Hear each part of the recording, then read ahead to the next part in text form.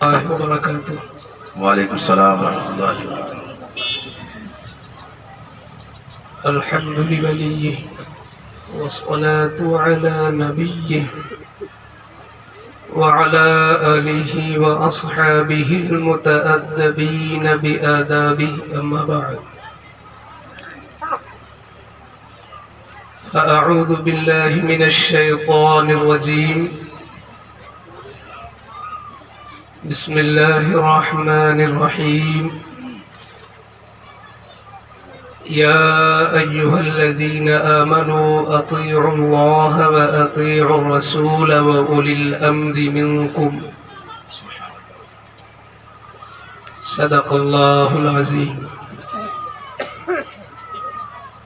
آئیے انتہائی والہانہ، عاشقانہ، محبتانہ، غلامانہ، عاجزانہ، خاشعانہ، منکسرانہ انداز میں ادب کے ساتھ بارگاہ رسالت میں درود شریف صلی اللہ علیہ وسلم وآلہ صلی اللہ علیہ وسلم، صلاۃ و سلام علیک یا رسول اللہ صلی اللہ مولانا علیہ وملجانا محمد معدن الجود والکرم وآلہ وبارک وسلم۔ حضرات گرامی، منبر رسول پر ہمارے بہت سارے کرم فرما علماء اہل سنت جلوہ گر ہیں۔ خصوصیت کے ساتھ میرے بچپن کے مربی حضرت علامہ مولانا ضمیر احمد صاحب قبلہ لطیفی، استاذ کریم حضرت حافظ و قاری برکت علی صاحب قبلہ، اور آپ دیکھ رہے ہیں کہ شہر بہرائچ کے بہت ہی متحرک، فعال اور ہوش مند معمار قوم و ملت حضرت علامہ مولانا معین الدین صاحب قبلہ، ان کی رفاقت میں انہی کے ساتھ آپ کے ادارے سے تشریف لائے لاقِ صد احترام حضرت علامہ مولانا محمد عارف صاحب قبلہ، بہت سارے ایسے لوگ تشریف فرما ہیں جن کو تقریر اور خطابت کا اچھا تجربہ ہے، مگر اس عظیم الشان اور پربہار موقع پر جامعہ رضویہ تاج الاسلام کے ناظم اعلیٰ پیکر اخلاص و محبت حضرت حافظ و قاری عابد رضا صاحب قبلہ نے مجھے پیش کیا ہے، میں ممنون ہوں۔ یہی وقت ہوتا ہے کچھ سنانے کا اور کچھ سننے کا۔ میں اہل منبر سے توجہ کی بھیک مانگتے ہوئے کہ چونکہ تسلسل کے ساتھ پروگرام ہونے کی وجہ سے، اور 21 مارچ کو جب پروگرام کا سلسلہ بند ہوگا تو ہو سکتا ہے انشاءاللہ 22 کو چاند نکل آئے تو تراویح بھی سنانی ہوگی۔ اس وجہ سے میں بہت نارمل انداز میں کچھ باتیں پیش کرنا چاہتا ہوں۔ حضرات گرامی، جو میں نے آیت کریمہ کا حصہ پڑھا، پہلے ترجمہ سماعت کر لیں، کہیں ایسا نہ ہو گفتگو میں الجھ جاؤں تو ترجمہ ہی رہ جائے۔ اللہ رب العزت ارشاد فرماتا ہے، اے ایمان والو، اللہ کی اطاعت کرو اور رسول اللہ صلی اللہ علیہ وسلم کی اطاعت کرو، اور اولو الامر کی بھی اطاعت کرو۔ بے شک اولو الامر کون ہے؟ اللہ اور رسول کی عطا سے جن کو دین کے معاملے میں بڑی بصیرت حاصل ہوئی۔ مثال کے طور پر وہ 4 بڑے ائمہ جنہیں ہم سیدنا امام اعظم ابو حنیفہ، سیدنا امام شافعی، سیدنا امام احمد بن حنبل اور سیدنا امام مالک رضی اللہ عنہم، اس پائے کے جو مجتہدین گزرے، یہ سارے مجتہدین اور فقہا، ان کا شمار الحمدللہ اولو الامر میں ہے۔ تو اللہ فرماتا ہے کہ उलुल अम्र की भी पैरवी करो। हम अहले सुन्नत वल जमात हैं, ये हमारी खुशनसीबी और खुशबख्ती है कि दीगर वो कौमें जो बनामे मुस्लिम दुनिया में जीती हैं, सिर्फ और सिर्फ अहले सुन्नत वल जमात जिनको सुन्नी बरेलवी मुसलमान कहा जाता है, ये उनकी अपनी खुसूसियत है, उनका इम्तियाज है और उनकी खुशबख्ती है कि वो अल्लाह को मानते हैं अल्लाह की शान के मुताबिक और रसूलुल्लाह की भी अजमत रखते हैं उनकी शान के मुताबिक। हुजूर सल्लल्लाहु अलैहि वसल्लम के तकरीबन 1 लाख सहाबा आए दुनिया में। हम उन तमाम तर सहाबा की भी इज्जत करते हैं उनकी शान के मुताबिक। हुजूर सल्लल्लाहु अलैहि वसल्लम पर जब नबुव्वत का सिलसिला खत्म हुआ और दीन इस्लाम का ये मिशन कयामत तक के लिए औलिया और उलमा के सर आया, तो कयामत तक जितने भी औलिया होंगे और अब तक जितने औलिया हो चुके, हम सारे वलियों, सारे इमामों, सारे शहीदों, हुजूर की अहले बैत, हुजूर के सहाबा, सबको उनकी शान के मुताबिक जो जमात मानती है उसे अहले सुन्नत कहते हैं और उन्हीं को मसलक आला हजरत वाला कहते हैं। हम सबको उनकी शान के मुताबिक मानते हैं। लेकिन मैं अर्ज कर दूं, जाहिर सी बात है कि हर एक के नाम तो जलसा नहीं हो सकता। अगर हर एक के नाम जलसा करेंगे तो उम्र ना तमाम हो जाएंगी और जलसे कभी मुकम्मल हो नहीं सकते। तो जाहिर सी बात है 1 लाख सहाबा हुए, हर एक के नाम जलसा कहाँ होगा। बेशुमार औलिया हैं जिनकी कुर्बानियां इस दीन के अंदर बहुत ज्यादा हैं और जिनके एहसानात उम्मते रसूल पर बहुत ज्यादा हैं। हर वली का जश्न हम अलग अलग नहीं कर सकते, मगर फिर भी इन्हीं वलियों में, इन्हीं इमामों में, इन्हीं शहीदों में कुछ वो हैं जिनको रब ने अपने फजल से खुसूसी इम्तियाज बख्शा है। कुछ ऐसे लोग हैं जिनका दर्जा अल्लाह ने इतना बुलंद कर दिया है कि अल्लाह की तरफ से मखलूक की जबान पर उनका नाम खूब चलता है। ये अल्लाह की अता होती है। लेकिन मैं आज जिस तरफ आपके जहन को ले जाना चाहता हूं, एक ऐसी भी जात है जिसका एहसान अहले सुन्नत के हर फर्द पर, हर सुन्नी मुसलमान के कंधे पर इतना जबरदस्त उसका एहसान है कि ये उम्मते मरहूमा कभी उसके एहसान से सुबुकदोश हो ही नहीं सकती। मगर बहुत कम होता है कि लोग उनका जिक्र करते हैं। बहुत कम लोग हैं जो उनके बारे में कुछ तफसील जानते हैं। आप हिंदुस्तान में रहते हो, हिंदुस्तान के बारे में कुछ न कुछ जानते हो। आप अल्हम्दुलिल्लाह जिला बहराइच के हो, अपने शहर बहराइच और हाकिम बहराइच के हवाले से जानते हो। जो लोग रज़वी हैं वो आला हजरत इमाम अहमद रजा रज़ियल्लाहु ताला अन्हु के हवाले से जानते भी हैं, बोलते भी हैं, सुनते भी हैं और सुनने की ख्वाहिश भी रखते हैं। जो जिस सिलसिले का मुरीद है वो हर अपने सिलसिले के हवाले से महफिलें भी करता है, मनक़बत खानी भी करता है, तकरीरें भी करता है, जश्न भी सजाता है। लेकिन एक वो जात भी है कि जिसका हर सिलसिले पर खूब एहसान है और हर सिलसिले जिस समंदर से अपनी प्यास को बुझा रहे हैं, मैं नहीं देखता कि उनकी तारीख आ जाती है और तारीख आने के बाद उनकी तारीख गुजर भी जाती है, मगर हम ख्वाबे गफलत में पड़े रहते हैं।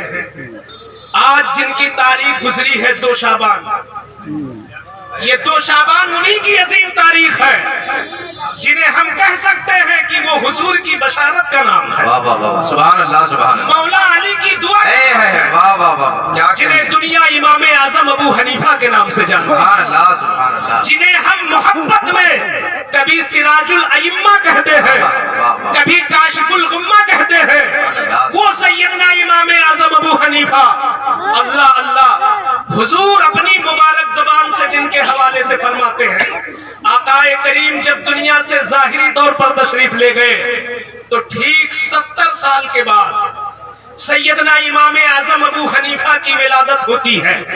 حضور دنیا سے بظاہر رخصت ہو گئے، ہم گنہگاروں کی نگاہوں سے پوشیدہ ہو گئے، مگر آقا اپنی ظاہری زندگی میں مدینہ شریف کی سرزمین پر جس حدیث کو امام مسلم نے بھی بیان کیا ہے، امام بخاری نے جس حدیث کو بیان کیا، آقا ارشاد فرماتے ہیں لو کان الدین معلقا بالسریا لتناولہ رجل من ابناء فارس۔ اے صحابہ سنو، اے صدیق سنو، اے فاروق سنو، اے عثمان و غنی سنو، میرے پیاروں کان کھول کر سن لو، اگر دین کا کوئی بھی مسئلہ ہو، کٹھن سے کٹھن مسئلہ ہو، دین کا کوئی بھی معاملہ ہو، اگر وہ اتنی دور چلا جائے کہ سریا ستارے میں چھپ جائے تو ایک ایسا بھی مرد پیدا ہوگا فارس کی سرزمین پر جسے مولا اتنی بصیرت عطا فرمائے گا، اتنی بصارت عطا فرمائے گا، اتنی ذکاوت عطا فرمائے گا،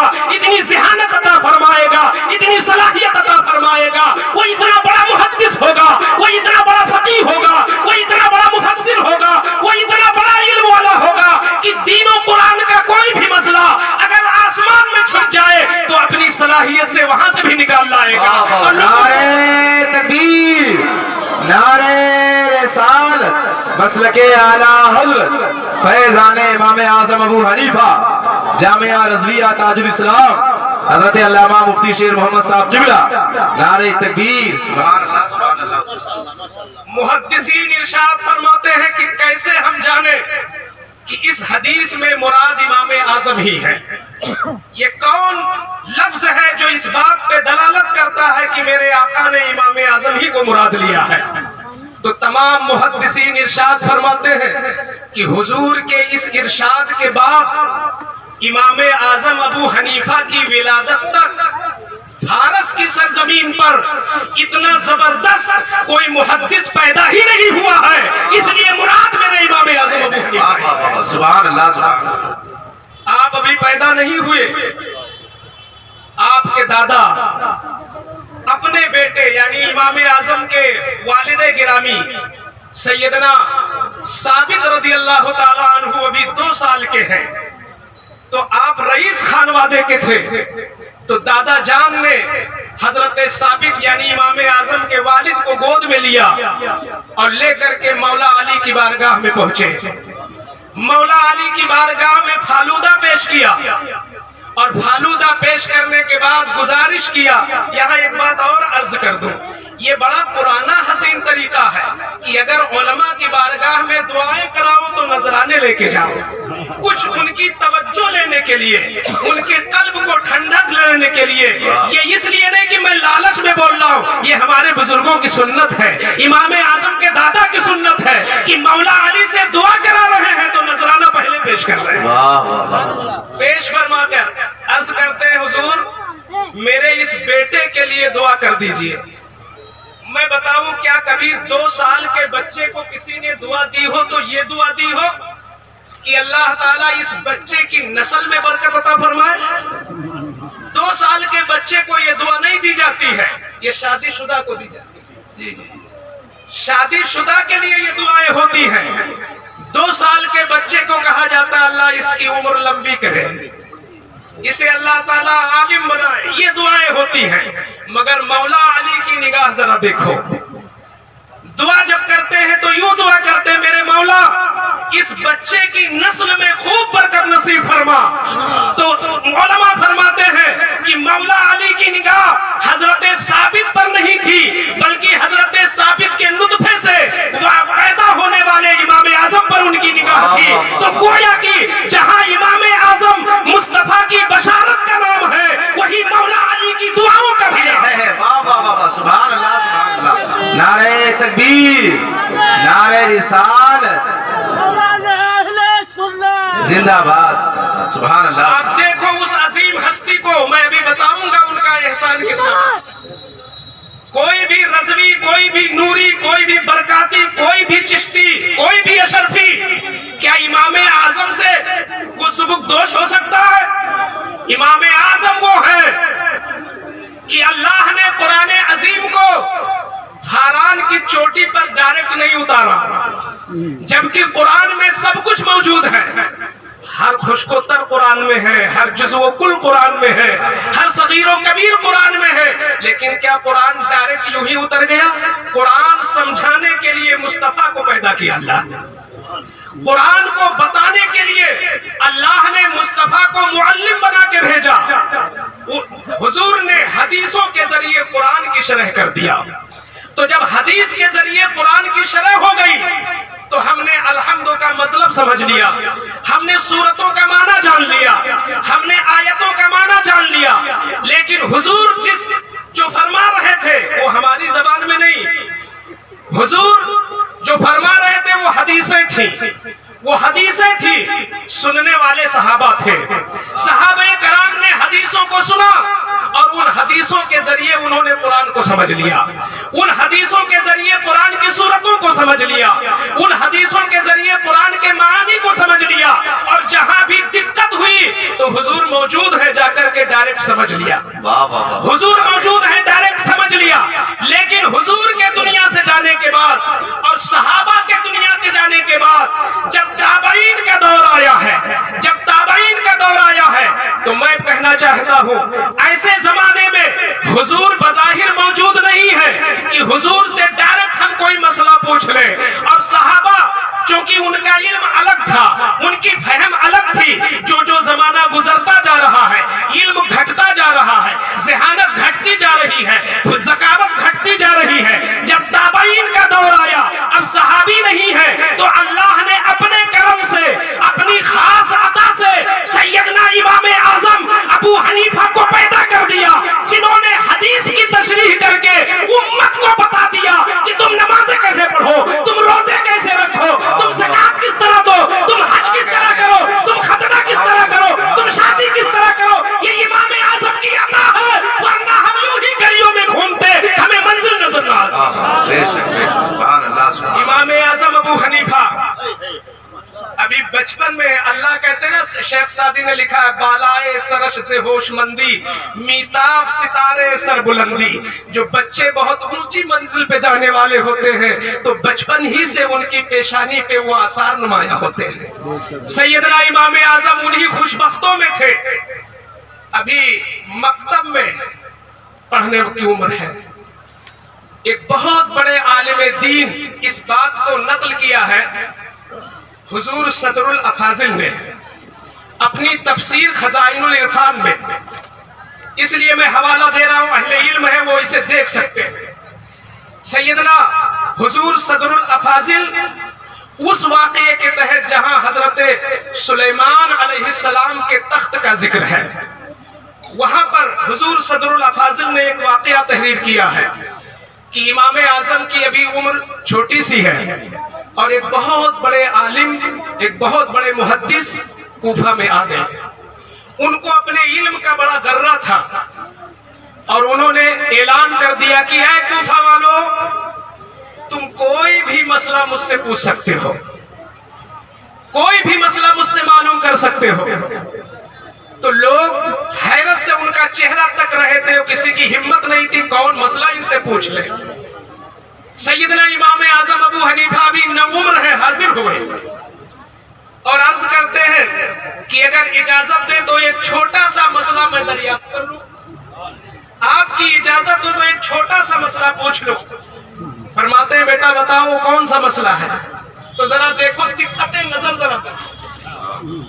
ذرا ان کی عبقریت کو دیکھو، ذرا قرآن فہمی دیکھو اس عمر کے اندر۔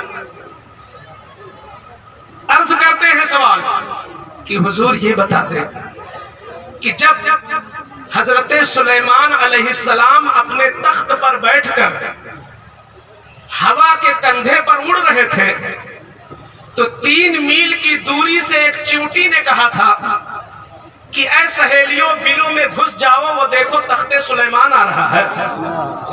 تو حضور یہ ارشاد فرما دے کہ جس چونٹی نے یہ آواز لگائی تھی وہ نر تھی کہ مادہ، یہ ارشاد فرما دے سے انہوں نے وہ حیرت سے امام اعظم کا چہرہ تکنے لگے۔ آج تک ذہن ہی اس طرف نہیں گیا تھا، اور کوئی ضروری نہیں کہ ہر بڑا ہر بات کو جانتا ہو۔ گر پدر نہ توانت پسر تمام کو، بہت سے کام ہیں جو باپ نہیں کر پاتے بیٹے کر جاتے ہیں۔ تو سیدنا امام اعظم نے کہا حضور بس اتنا بتا دیں وہ نر تھی کہ مادہ؟ تو خاموش رہ گئے۔ پھر کہتے ہیں بیٹا تم ہی بتا دو، کیا آپ کو معلوم ہے؟ تو کہتے ہیں حضور ہاں معلوم ہے، مجھے کسی نے بتایا نہیں ہے، میں نے قرآن سے سمجھا ہے۔ جب میرے استاذ نے اس سورت کو پڑھایا تو میں نے سمجھ لیا کہ وہاں جب پہنچے تو اللہ فرماتا ہے قالت نملۃ، اگر وہ نر ہوتی تو کالا ہوتا، اللہ نے قالت فرمایا ہے اس لیے وہ مادہ تھی۔ سبحان اللہ سبحان اللہ۔ تو انہوں نے پیشانی کو چوم لیا امام اعظم۔ جس کی نگاہ بچپن میں اتنی گہری ہو، آج کا غیر مقلد انہیں گالی دینا عبادت تصور کرتا ہے۔ آپ کو میں اس لیے اس موضوع کو اٹھایا ہوں چونکہ یہ مرکزی جلسہ ہے، یہ مدرسے کا سالانہ اجلاس ہے، یہاں ہمارے ائمہ بھی جلوہ گر ہیں، ہمارے رفقا بھی جلوہ گر ہیں۔ ایک پیغامی شکل میں اس بات کو پیش کر رہا ہوں کہ امام اعظم کا احسان اپنی جگہ مسلم، اور چونکہ ان کے ناموس پر حملے ہو رہے ہیں، ان کے ناموس پر حملے ہو رہے ہیں، اس لیے ہر حنفی سنی کے لیے لازم ہے کہ وہ اپنے ممدوح پر ہونے والے حملے کو دور کرنے کی کوشش کرے۔ آج جیسے شیعہ صحابہ کو گالی دینے میں فخر محسوس کرتے ہیں اور عبادت تصور کرتے ہیں، ایسے آج کا غیر مقلد امام اعظم اور دیگر تین ائمہ کو وہ برا بھلا کہتے ہیں۔ ان کا کہنا یہ ہے کہ قرآن اور حدیث ہمارے لیے کافی ہے، میں ڈائریکٹ قرآن سے سمجھ لوں گا، میں ڈائریکٹ حدیث سے سمجھ لوں گا، مجھے اماموں کی کیا ضرورت؟ ہم تو اہل حدیث ہیں۔ میں بتا دوں، میں اس بات کو ثابت کر دوں گا کہ کوئی اہل حدیث ہو ہی نہیں سکتا۔ تو جب ان کا نام ہی غلط ہے تو کام کتنا غلط ہو؟ حدیث وہ ہوتی ہے جو حضور بول دے، حدیث وہ ہوتی ہے جو حضور کر دے، حدیث وہ بھی ہوتی ہے جو حضور کے سامنے کیا جائے اور حضور منع نہ کرے۔ تو یہ قول بھی حدیث ہے، فعل بھی حدیث ہے، اور تقریر بھی حدیث ہے۔ حضور جس چیز کو ثابت کر دیں کہ ہاں یہ صحیح ہے وہ بھی حدیث ہے، لیکن انہی حدیثوں میں کچھ ایسی بھی حدیثیں ہیں جو حضور کے لیے خاص ہیں، یا کچھ ایسی حدیثیں ہیں جو منسوخ ہو چکی ہیں، کچھ ایسی حدیثیں ہیں جن پر امت کے لیے عمل نہیں ہے۔ یہ بتاؤ کیا کوئی بندہ ایسا ہے جو ساری حدیثوں پہ عمل کر سکے؟ جو حدیثیں منسوخ ہیں ان پہ عمل نہیں ہوگا۔ جو حدیثیں جو معاملہ حضور کے لیے خاص ہے امت اسے نہیں کر سکتی ہے۔ حضور کے لیے خاص ہے کہ آپ اتنی بیویاں کر سکتے ہیں، تو کیا امتی بھی 11 بیویاں کر سکتا ہے؟ تو بتاؤ حضور نے جو کیا وہ حدیث ہے، کیا ہم کریں گے 11 بیوی؟ کیا آپ کرو گے 11 بیوی؟ عمل ہو ہی نہیں سکتا۔ تو جب ساری حدیث پہ عمل ہو نہیں سکتا تو تم اہل حدیث ہو کیسے سکتے ہو؟ اگر تم کہو نہیں ہم سب حدیثوں پہ نہیں، ہم کچھ حدیثوں پہ عمل کرتے ہیں، تو میں نے کہا نادان، ارے کچھ حدیثوں پہ تو ہر مسلمان عمل کرتا ہے، تو سب واہ واہ واہ، نعرہ تکبیر، نعرہ رسالت، مسلک اعلیٰ حضرت حضرت علامہ مفتی شیر محمد صاحب قبلہ جامعہ رضویہ تاج الاسلام، نعرہ تکبیر۔ میں ان اہل حدیثوں سے پوچھنا چاہتا ہوں آپ نے اپنا یہ نام کیوں رکھا ہے؟ اگر ساری حدیثوں پہ عمل کا دعویٰ ہے تو 11 بیوی کر کے دکھا، اور اگر ساری حدیثوں پہ عمل نہیں کچھ پہ ہے تو کچھ پہ تو سب کا عمل، پھر تو کیسے اہل حدیث ہو گیا اور دوسرے اہل حدیث نہیں ہو پائے؟ سنت وہ ہے جو امت کے لیے لائق عمل ہے۔ حضور جو امت کے لیے کہیں تم کرو، جو امت کے لیے کرنا درست ہو اس کو سنت کہتے ہیں۔ اس لیے جو لوگ اپنے کو اہل سنت کہتے ہیں وہی نام درست ہے، اور اہل حدیث بالکل غلط سیدنا امام اعظم ابو حنیفہ نے کون سا کام کیا؟ آپ پیشہ سے تاجر تھے، کپڑے کی تجارت کرتے تھے. ہائے ہائے، آج ہم موٹی موٹی تنخواہیں لے کر کے بھی اپنے کام کے شاگردوں کو بتانا پڑے تو شاید چند ہی سطروں کے بعد ہم خاموش ہو جائیں گے، ہم کس کا نام لکھیں. لیکن وہ امام اعظم ابو حنیفہ جنہوں نے تجارت کیا کپڑے کی، تقریباً ان کے 1,00,000 شاگرد ہیں جو اپنے وقت کے زبردست محدث بنے.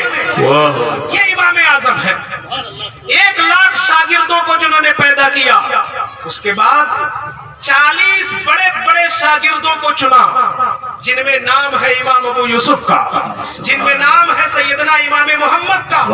اس زبردست اس مقام کے علماء کو نکالا اپنے اپنے شاگردوں میں سے، اور 40 لوگوں کا ایک بورڈ منتخب کیا اور کہا آپ لوگ محنت کر کے قرآن اور حدیث سے مسائل نکالو اور اسے بیان کرو تاکہ حضور کی امت نماز تو پڑھ سکے، حضور کی امت روزہ تو رکھ سکے. نماز پڑھتے پڑھتے تمہاری پیشانیاں کالی ہو گئی اور تم نے یہ نہیں جانا کہ نماز کے مسائل بیان کس نے کیے ہیں. تیرا کھائے تیرے غلاموں سے الجھے ہے منکر عجب کھانے گرانے والے.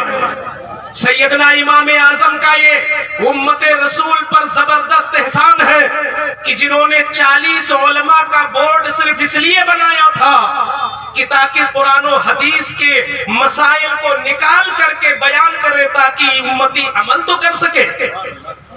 لکھنے والے لکھتے ہیں کہ ایک ایک مسئلے پر تقریباً ایک مہینہ گفتگو ہوتی تھی. آج آسانی سے بہار شریعت موجود ہے تو تم اس کی قدر نہیں کرتے. میرے امام کے فتاوے موجود ہے تو تمہیں پڑھنے کی تمہیں توفیق نہیں ہوتی. یہ اس لیے کہ جو چیز مفت مل جاتی ہے تو حضرت اس کی قیمت نہیں ہوتی. کوئی بھی چیز مفت ملتی ہے، وہی حال ہمارے مدارس کا ہوا کہ یہاں بھاری بھاری فیسیں نہیں لی گئی قوم سے، تو جب چاہا باپ نے تو کھیت جوتنے کے لیے بچے کو بلا لیا، کاٹنے کے لیے بلا لیا، شادی کے لیے بلا لیا. ہم جا رہے کمانے، 2 مہینہ گھر میں رہو پھر چلے جانا مدرسے. کیونکہ جو علم تمہیں مفت میں ملتا ہے تم اس کی قدر نہیں کرتے ہو. کاش کہ ہماری قوم کو معلوم ہو جاتا کہ یہ حدیثیں جو آج ان مدارس میں پڑھائی جاتی ہیں ان کی قیمت یہ ہے کہ ہمارے بزرگوں نے ایک مہینہ کا سفر صرف ایک حدیث جاننے کے لیے کیا ہے. آج وہ حدیثیں تمہیں مل رہی ہیں تو تم علماء کی قدر نہیں کرتے. سیدنا امام اعظم کے تیار کردہ ان علماء نے مہینے گفتگو کر کے ایک مسئلے کو نکال کر کے مفصل بیان کیا. اس کو ہمارے محققین نے ایک بڑے پیارے انداز میں بیان کیا. اجازت ہو تو میں عرض کروں. اتنی اچھی مثال دی ہے کہ مجھے بھی وہ بہت پسند ہے. یہ جو فقہ ہے نا، مسائل، اس علم کو علم فقہ کہتے ہیں. نماز، روزہ، حج، زکوٰۃ کے جو مسائل ہیں، اس علم کے موجد اور بانی ہے امام اعظم ابو حنیفہ. انہوں نے بنیاد رکھی ہے، بقیہ سب نے اسی پہ تعمیر کھڑی کیا ہے. بانی امام اعظم ابو حنیفہ ہے اس علم کے. سیدنا امام اعظم ابو حنیفہ رضی اللہ تعالیٰ عنہ نے کون سا رول ادا کیا؟ علماء فرماتے ہیں اس کو یوں سمجھو کہ جیسے ایک کسان کھیت جوت کر اناج کو زمین کے اندر گھسا دیتا ہے، پھر اس کے بعد اس کی سینچائی ہوتی ہے، پھر جب پودا کھڑا ہو کر کے پک جاتے ہیں دانے تو اس کی کٹائی ہوتی ہے، پھر کوئی لاتا ہے کھلیان میں اس کی بھوسی اتارتا ہے، پھر وہ چکی میں جا کر پیسا جاتا ہے، پھر گھر میں آتا ہے تو عورتیں آٹا گوندھتی ہیں، پھر توے پہ بنا کے تیار کی جاتی ہے، تب تم کھاتے ہو بیٹھ کر ظہر کے وقت. یہ کتنے مراحل سے آئی ہے یہ روٹی جو تم کھا رہے ہو. ظہر کی نماز پڑھے بغیر بھی مولا دے رہا ہے، عشاء نہیں پڑھا پھر بھی روٹی مل رہی ہے. یہ تو مولا کا کرم ہے. مگر اس روٹی پہ غور کرو یہ کتنے مرحلوں سے ہو کے آئی ہے اور کن کا احسان اس میں شامل ہے. تو کہتے ہیں ٹھیک اسی طرح ان مسائل کو جاننا. یہ جو کہتے ہو نا کہ اس طرح ہو جائے تو سجدے سہو کرو، یہ ہو جائے تو نماز دہراؤ، یہ طریقہ جو بتایا وہ کس نے بتایا؟ یہ علم فقہ ہے۔ اس میں جس نے سب سے پہلے بیج ڈالی ہے زمین میں انہی کا نام ہے عبداللہ ابن مسعود۔ عبداللہ ابن مسعود مدینہ شریف کے ان فقیہ، ان 7 فقیہوں میں ہے جو سب سے بڑے فقیہ مدینہ میں مانے جاتے تھے، اور ان کی موجودگی میں اگر کسی صحابی سے کوئی مسئلہ پوچھ لیتا تو کہتا مجھ سے کیوں پوچھتے ہو جب حضور کے خادم عبداللہ موجود ہیں، جب ابن مسعود موجود ہیں تو ان کے رہتے ہوئے مجھ سے مسئلہ نہ پوچھو۔ سبحان اللہ سبحان اللہ۔ آج ہم انہی کے مقلد ہیں، تو اگر کوئی کسی مفتی سے پوچھا بھی تو ہمیں یہ چیز ہضم نہیں ہوتا، رہے ان سے کیا پوچھنے گئے تھے، وہ کب کے مفتی ہو گئے۔ یہ توسع نہیں رہا دلوں میں، یہ کشادگی نہیں رہی دلوں میں۔ وہ صحابہ میں کشادگی تھی کہ اتنے علم و فضل کے باوجود کہتے مجھ سے کیا پوچھتے ہو جب عبداللہ ابن مسعود موجود ہے۔ تاج الشریعہ مقتدی اہل سنت رہے اور ہیں، بے شک، مگر کتنوں نے ان کو کھل کر کے مقتدی مانا۔ یہ ہماری جماعت کی محرومی ہوتی ہے، ہم کسی کی قیادت کو قبول نہیں کرتے۔ جب اپنوں کی قیادت نہیں قبول کرو گے، جب عالم کو مقتدی نہیں مانو گے تو دنیا دار کو ماننا پڑے گا۔ یہ ایک سجدہ جسے تو گرا سمجھتا ہے، ہزاروں سجدے سے دیتا ہے آدمی کو نجات۔ بہرحال جس نے اس علم فقہ کی بیج ڈالی